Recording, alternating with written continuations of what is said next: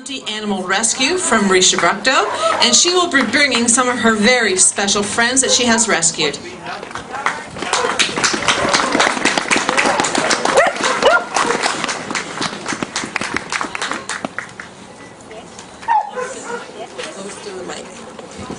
I'm not much of a public speaker, and I was asked to speak here today.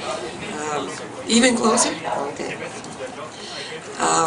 They've asked me to speak here today on behalf of the animals that we rescue and about this law. What I've seen in the past few months has brought me to tears many times. There were some out of sadness, but most were tears of anger. Because the worst part of my job right now is that no matter what I see or find, my hands are tied, as there is nothing I can do in most of these cases to bring the people that are responsible for such pain to justice. No matter how hard we try, no matter how many we save, there will always be another one around the corner unless these laws change and make people responsible for their actions. I wanted you to see what I see, and maybe you would understand why these laws need to change. I couldn't bring all of them here today. Some of them weren't in the shape for us to bring, but I have brought a few, and I'll tell their stories. This here's Charlie. We found Charlie in the middle of the street with both eyes infected so badly they were sealed shut. We picked him up, brought him to the vet, and we had to get one eye enucleated. He was just, somebody had dropped him off in the middle of the street, and he was left there to die. And without us interfering and bringing him into the vet, he would have probably got killed either by a car or something. But he couldn't even find food or water. Even when he cried, no sound was coming out of him because he was so weak. But now he's a real nice cat.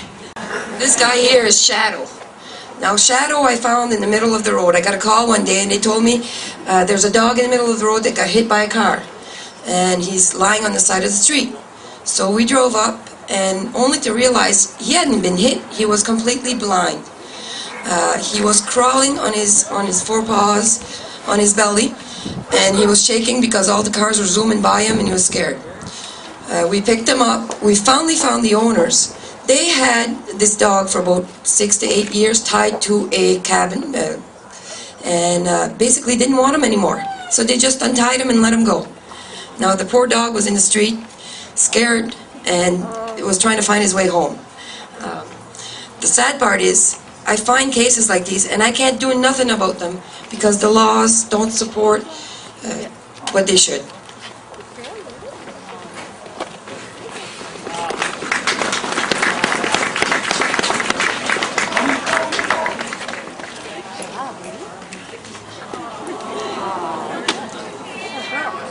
This guy here we've called Frosty. Now Frosty, there was a couple that lived not far from where we rescue animals.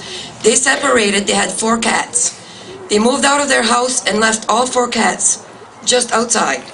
Now we rescued all 4, but we were a little late for Frosty here because the temperature was -40.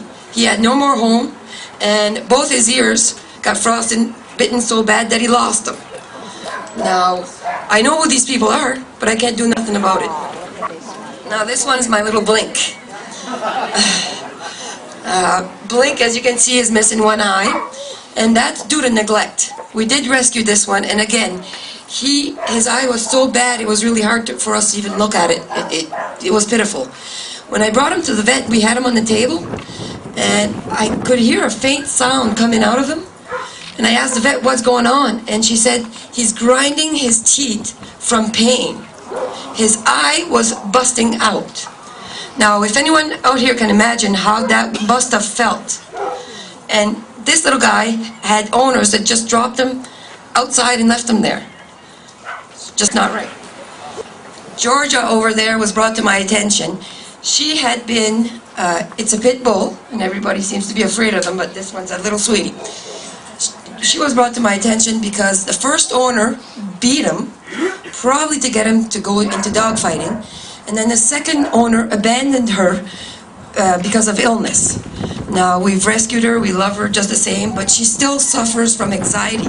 She chatters her teeth, she shakes constantly, but she's a wonderful dog.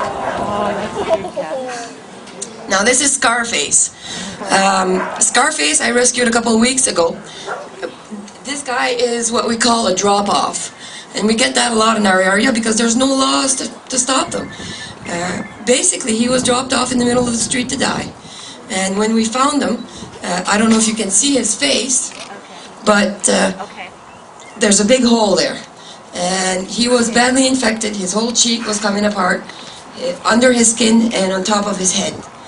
And he's now doing much better, but he will suffer from scars.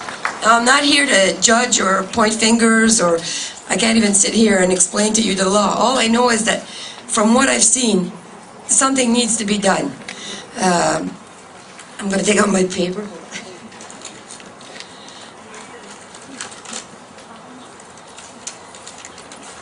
And these animals, you know, some of them, I brought what we have here, but since August we've rescued over 100 animals in the same shape.